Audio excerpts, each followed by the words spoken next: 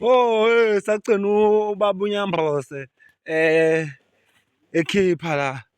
Sesize sakhatha amaplangwe wewe. Safaka i-transom wenza uma kanjani ukuze nizoyibona kahle yabo i-transom yethu nansi. Yabo amaplange awu-2 angisanikhombisanga la siwakhathe ukuthi phela bekusoqhuma umsebenzi nomlungu usuke la.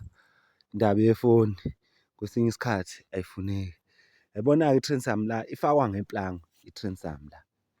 Kuzo zonke iy'kebhe i-transom ifakwa ngeplanga. Uma usubona wena i-transom siyifake ngenye indlela, cha leso sikebhe-ke sesengozini ama-engine yakhona ukubhalaza kahle, yabo.